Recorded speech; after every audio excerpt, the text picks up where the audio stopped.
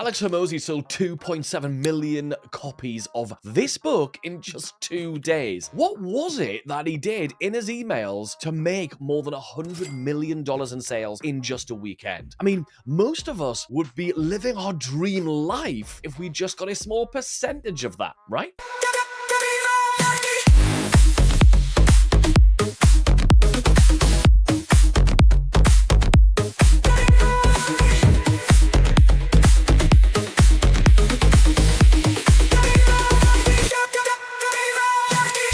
This was a ridiculous event, so of course I had to break down what Hormozi did in his email marketing in particular that made this launch so ridiculously successful. I mean, it's definitely the most successful non-fiction book launch ever. The Guinness World Records people certified that, which is incredible, and just what an event for our space. So what did he actually do in his emails? Well, first of all, it's interesting that there's so many naysayers saying, oh, email's dead or email's dying. And yes, they've been saying that for like 20 years or something since I even started in this space. But to see the impact and the amount of leverage that Hormozi put into his emails just lets you know it is still the #1 revenue generator of all businesses. So let's take a little look at what he actually did. So the timeline is the launch was set for August the 16th, 2025. And everything goes backwards from there. And that's what we're going to do. We're going to go to the beginning of when we start to get a real sniff of the main launch event itself and go through how, at each step, Hormozi and his team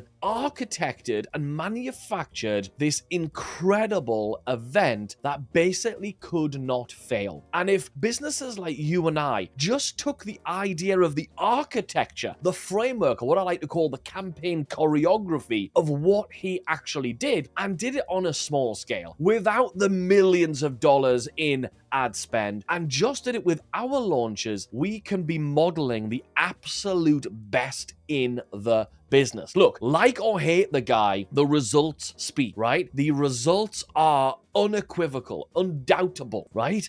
And that's what's exciting. So like his style, don't like his style, like his face, don't like his face, like his muscles, don't like his muscles, then it's irrelevant. What we're really studying here is we're looking at success. That's what we want to be doing. So let's wind back to the first real inbox about this event back on July the 2nd, 2025 is when the first invitation to the event went out. He sends out an email that says, "You're invited." Now, what does that mean? Well, by positioning this as an invitation, the first thing Hormozi is doing is he's saying this is an event. He's creating an event out of it, not just, hey, I'm launching my product, hey, I'm giving you the opportunity to send me money, I'm giving people the opportunity to buy from me and for me to make sales. No, he's creating an event. Why? Because when we attend events, we have an emotional response to events. Hey, we went to see Imagine Dragons play a big concert in London just a few months ago. It was an event. There was an emotional charge to everybody who's going in there. People have been to see Oasis. There's an emotional charge to going to your favorite band or event. You're going to the theater. You're going to see that sporting game. Whatever it is, there is emotion around that. And the emotion is rarely about the price of the tickets, because that happened ages ago. And the fact that it really is someone's business that we're spending money with, but it becomes this emotional event. So moving anything from being a purchase or transactional situation to being an event is a really good way of, first of all, diluting that sense for anybody who has any trepidation around asking for the sale or being salesy, but also even in a skeptical marketplace, when you create an event, the emotions surge and it really shuts down a lot of people's skeptical brains. So what he does in this event invitation is really interesting. He ties all of the messaging to success. So one of the things he said that I really loved, he said, I wrote this new book when I was preparing for my first big exit in 2020. What is he actually implying? What is the suggestion psychology in just that little sentence? Well, first of all, it suggests and tells us in our subconscious minds that he is successful. He's had a a big business exit. So that's kind of what successful people do. So ask yourself, what are the attributes that successful people in your space are actually doing? And then start applying that and thinking, okay, well, this is how I apply that same thing. So maybe you're not in the B2B space. I know a lot of my audience are not in the B2B space, but what does success look like in that? In B2B, exits, big partnerships, big deals are kind of one of the big measures of success. So if you've got something like that to talk about, that's kind of one of the things you definitely want to be talking about. Next in that sentence, he suggests that he's had more than one big exit. So he wasn't lucky. This seems to be a manufactured process. Well, good, because what he's about to sell us is a process, is a model, is a system. So the fact he said, this was my first big exit, tells us he's got a process which works. And what this does is it positions the money models as rather than a book, rather than just some information, rather than some systems, it has it as a singular system. This seems to be a playbook that works every single time. And not only that, he then goes on the email to mention the fact that he refers to the content himself. So he wrote it during these big successful things, and now it's a playbook he uses going forward. Again, this is really amplifying and elevating the value of what's inside. He's saying he's really successful, and this is what he refers to. We all want to know the playbook that the successful person refers to. We want to know what their instruction manual is. That's behind the scenes, right? That's what we want to do. And then I really love this bit. He says, of everything I've taught you, this book will teach you the most. So what he's doing here, he's very aware that he has had already some very successful books, very successful courses, a very successful podcast and social channels that he's been building up over the past few years. And he's positioning this book above all of that. And why would you do that? Well, if you've already got a track record,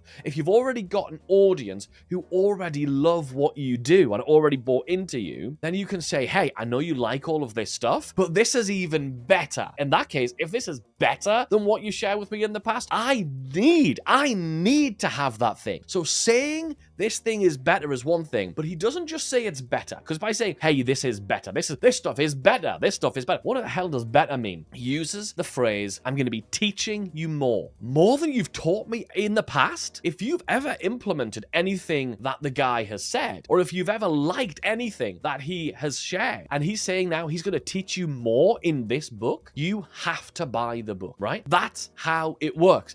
And this is just the very, very first email where he's announcing the event. Lots going on there that immediately built this up. Oh, by the way, I have created a brand new, I'm really excited about this, a brand new mini course to share with you the exact process that I use, that I took one of my offers from just over $27,000 in sales to over $500,000 in sales within 30 days. It was the same offer, setting it to the exact same audience. So I didn't grow my email list at all. I didn't come up with new offers. It was literally same offer, same audience, and we went from 27 grand to over $500,000 for the same thing, right? And it is yours totally free for being a viewer of this channel. If you go to the link that's in the description, or if you use the QR code that's on screen now, this is the complete system for turning more of your email subscribers into paying clients using a completely different way of doing email marketing that flies in the face of most things you've been taught. If you've ever been a bit underwhelmed, if you've ever thought, oh, all I need is a bigger email list, or all I need is a better offer, and you're sick of going around in circles on that stuff, this program is designed to get you out of that loop and show you a brand new way of converting more subscribers. So you don't need as big an email list, you don't need as many offers, you just need to convert more of them. So use the link in the description. It is completely free. Just get yourself signed in. There's a bunch of modules that you can work through and get this working in your business. You'll get loads of value from this, and it's really going to help. So what did Hormozi do next? Well, July the 6th comes along, and he now puts something into an email which we've never seen in this space before. He does what's known as a pattern interrupt. He does something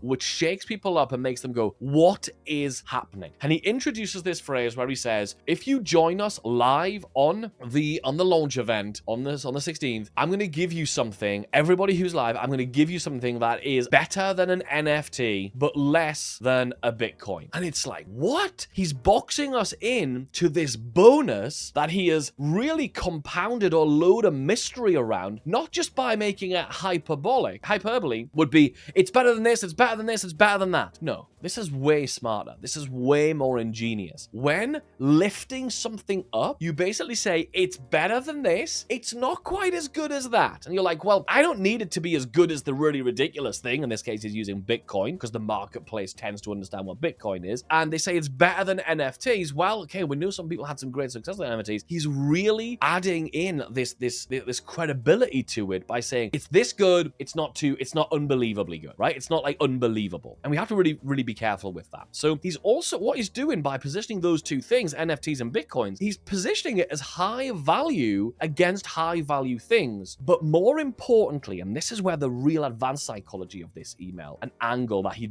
had success with it in the email, and then he rolled out a gazillion ads on it, which, by the way, is something we should absolutely all be taking a lesson out of. It's something we teach inside of our programs, is you test messaging to your email list, and when it works, you roll it out in your ads. You roll it out onto the sales page. And you'll notice this is exactly what Hormozi did. He used this technique of testing messaging in the emails when things really resonated and they got lots of registrations, they got a surge of sales. They went, great, there's something about that works. Let's do ads about it. Let's spend money in it. Let's really test and tweak some things based on that. But here's where it gets really advanced with this. The two things he selected to compare this secret mystery cloak bonus with are not only like valuable, but they are only valuable when you get in early. NFTs and Bitcoins were only extremely valuable to people who got in early. And what does that do? That acts as a driver to get you to get in early, to show up live and really make an event out of this. So the implied suggestion there, the psychology of what's been put in there, is this is something that only works if you get in early. And of course, then you went on and dropped what I call a Columbo message. And a Columbo message is you make your main message, and just like the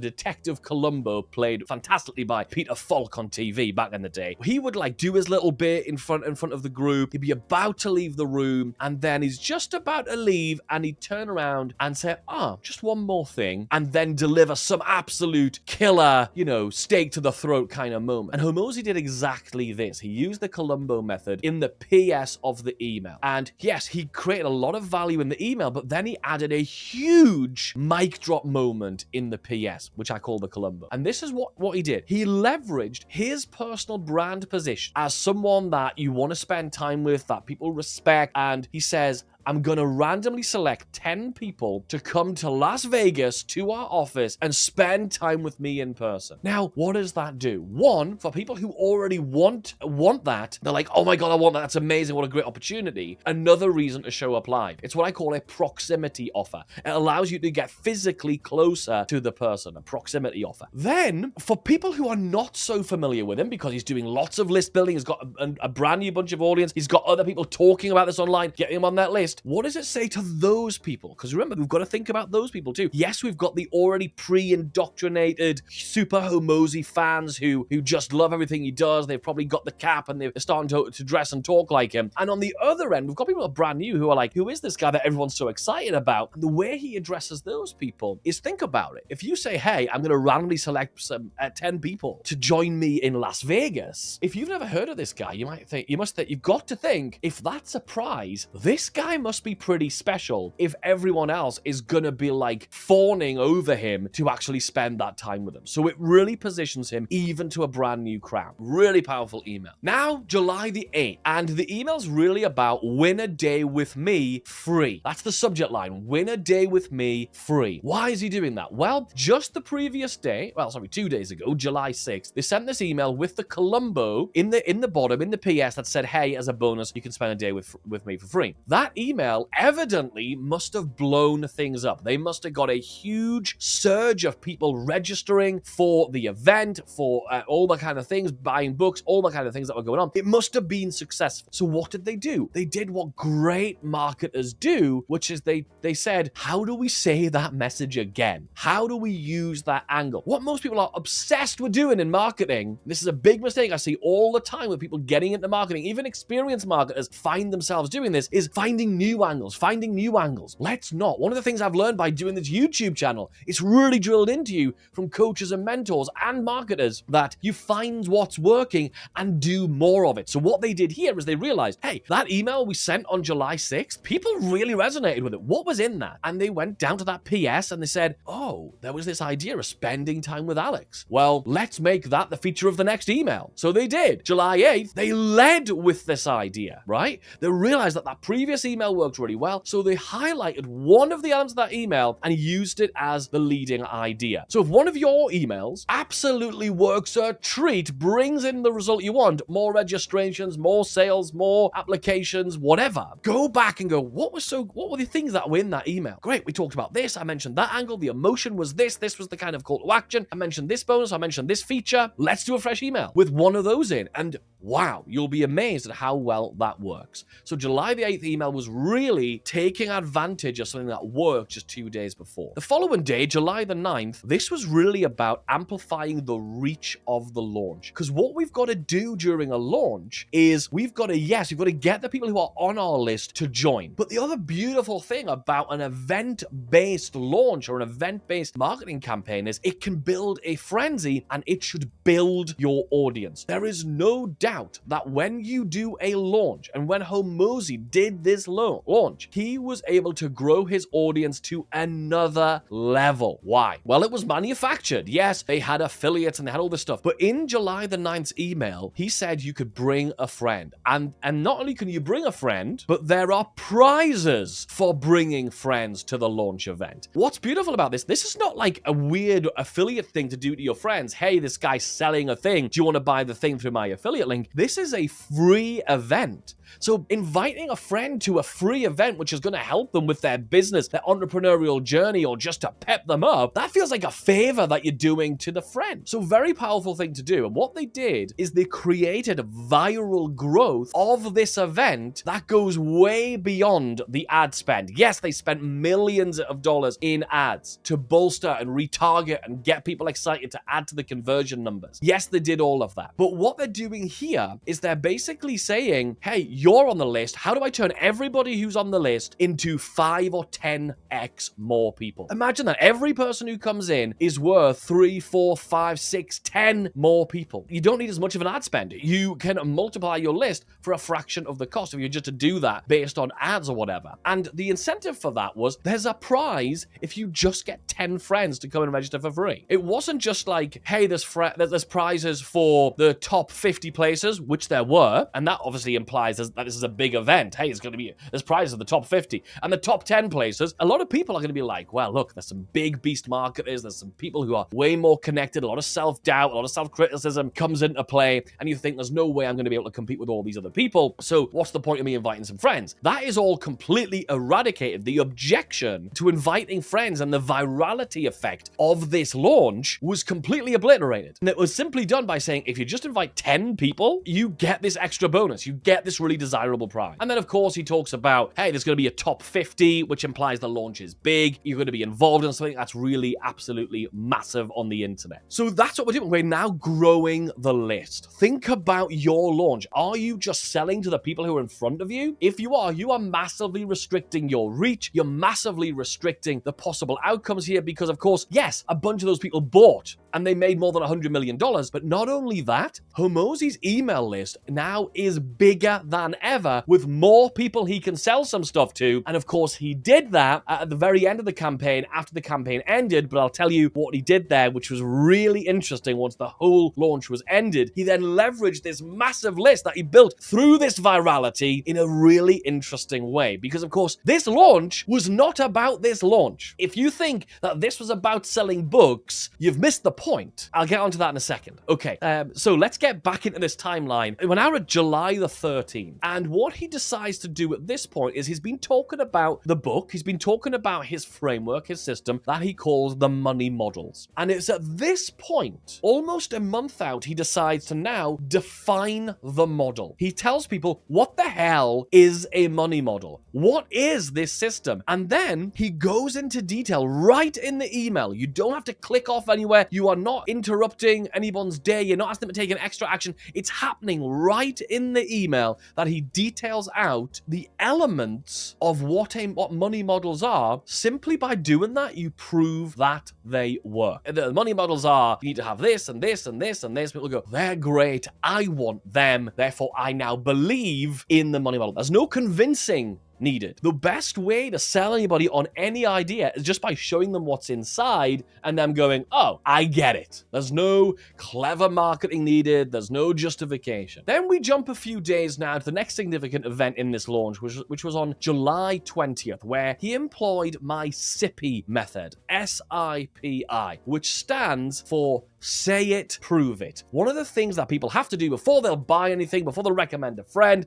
before they'll invest with you, before they book an appointment, is they have to believe you. They have to believe that what you're saying is true. So what Alex and the team did is they sent out this email that said, well, basically, they need to build up the belief that this is a huge event. We're going to sell loads of books. You're going to want one of these books, and it's all real. This is not a scam like that vacation thing that happened a few years ago, right? So how do they do that? They show you photos. We've just had a truckload of these books delivered. Well, if that's the case, this is going to be a huge event. This is very popular. And so if everyone's talking about it, I need to get involved and see what all the fuss is about. If I haven't been paying attention, if I've just kind of been lackadaisically sort of scrolling through and thinking, oh, that sounds kind of interesting like any other launch, then you've missed that person. You have really lost the game. We need this. We need everybody to be thinking, this is the most important thing that is happening right now. They have to believe this is the most important thing that's happening right now. So how do we do it? We have a photograph in the email of a truck stacked with books. And then at this point, when he shows you the stacks of books, he says, would you like to pre-order the book? And his positioning on it was really subtle and nice. Hey, my fulfillment team are freaking out. We're going to sell loads of these books.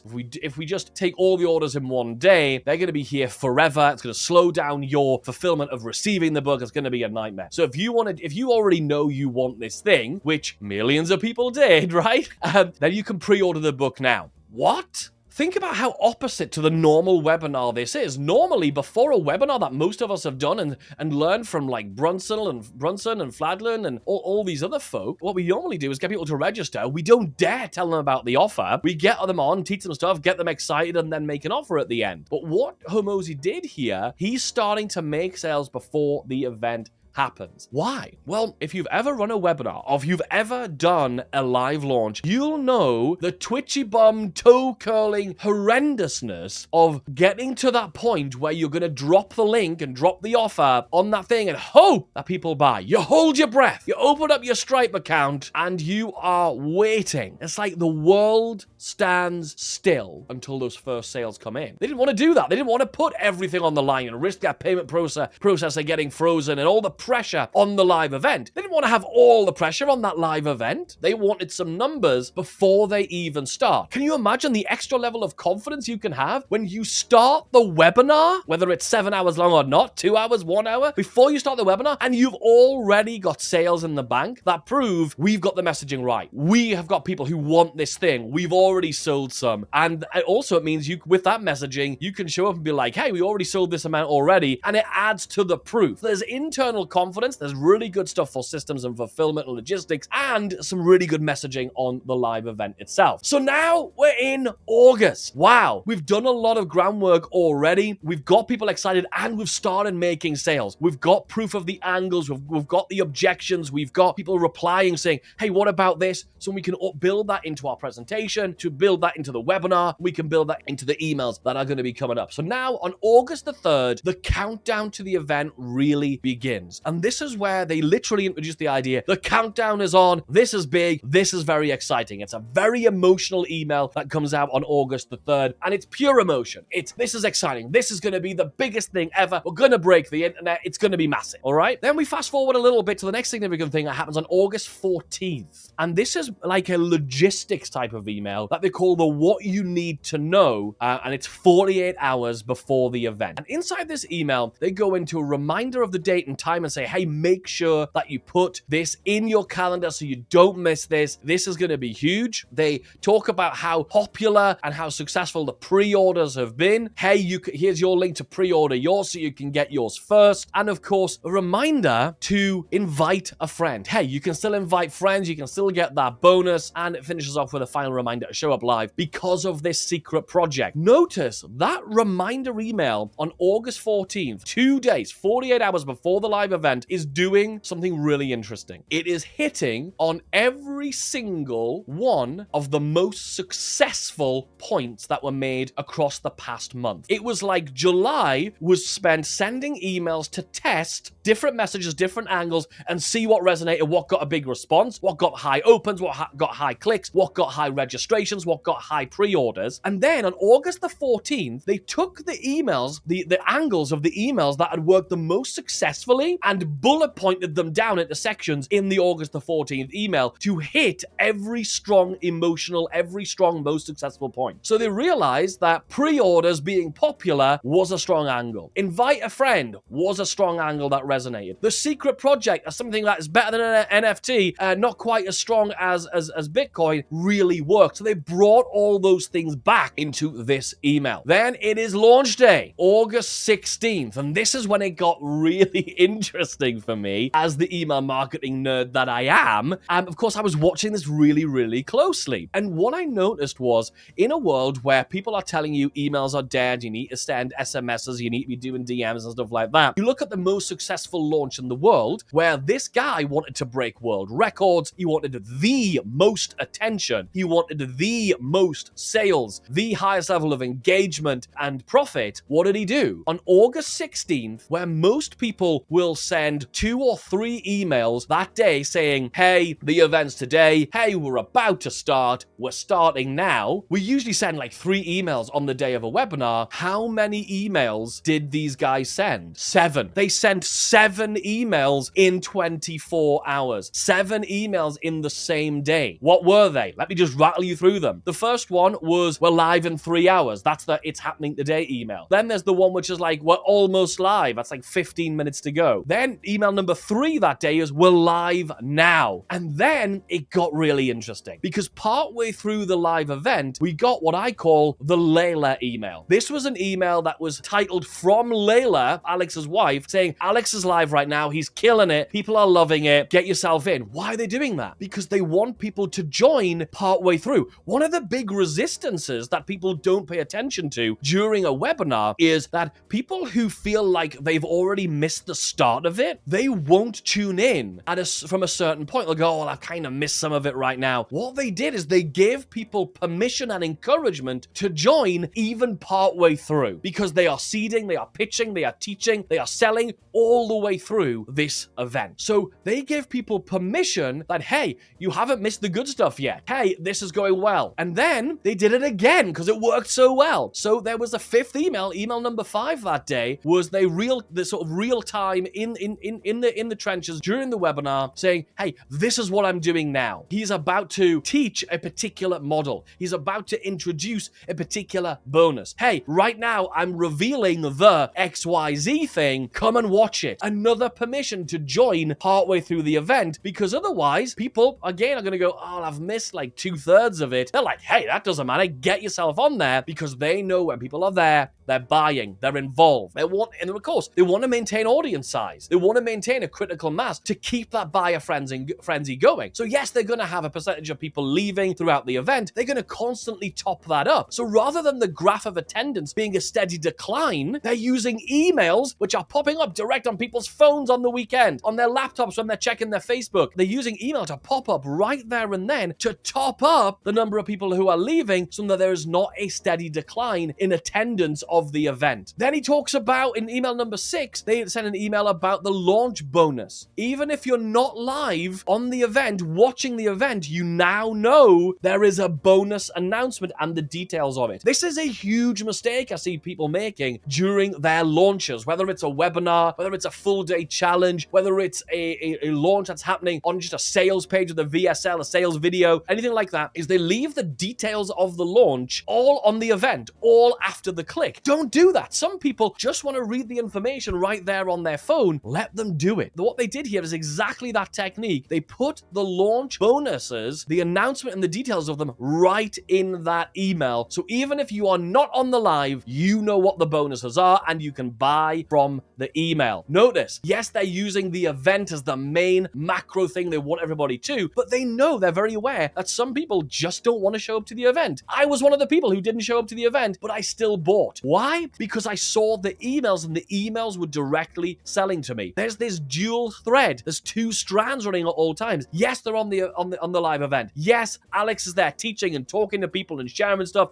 answering questions, helping people live, being really good and charismatic and sharing, and of course pitching throughout the whole thing. But for those people who are not there seeing that, if you were just sending emails, which is what most people do, sending emails saying, hey, you should get on, hey, you should show up. They've done some of that. Hey, Alex is killing it, you should join. Hey, I'm about to announce this really cool thing, come and join me now. But of course, at this point, there are still a bunch of people who are not gonna, for whatever reason, jump on the live stream. Maybe they can't, maybe they're out with family, like I was. It was a lovely weekend, the weather was good, we went for a lovely picnic in the park, and I prioritized family time over this. But I still got the email saying, hey, this is what's in the package, here's the link, and it goes straight to the cart and you can buy. Do you see how powerful that is? And then the 7th email of the day was the bonuses expiring in 60 minutes. Awesome. That's what they did on the 16th. On the 17th, what did they do? They held an encore event because it was going so well, they did it all again. So what did they do? They sent 7 more emails on the day. They sent 7 emails on the 16th and 7 emails on the 17th. And by the way, we're nowhere near done yet because that is not even the most number of emails they sent in one day. There's something they did coming up which blew everyone's minds with the kind of emails and what they were sending and the quantity of those emails. I'm going to get into that. So on the 17th, we now have 7 more emails. They have the first email, which is like a recap of what happened the day before. Second email is a countdown, reminder of the offer expiring. Hey, you haven't got many days left or many hours left to get this. Then they did what they called the after party, which was an encore of the event. Hey, we're doing this after party. We're doing it again. I'm going to share more stuff. And he's going to go over the information again, reintroduce the offer, all those sorts of good things. That's email number 3. And then the 4th email of the day is we're live. And then the 5th email of the day is a new big reveal. Another new reason to attend. I'm just revealing this thing now. Come and join us live. Email number 6 is where they did something totally new. They created a brand new emotion in people and they really reset people's attention by creating a pattern interrupt. And that was including a Guinness World Record announcement. Now, you might be thinking, well, I can't do a Guinness World Record announcement. I'm not saying everybody, I don't want to see a plethora of launches and events now where we all start to find some weird Guinness World Record that you can do. Hey, I'm gonna, while I'm launching my book, I'm also gonna get the Guinness World Record for the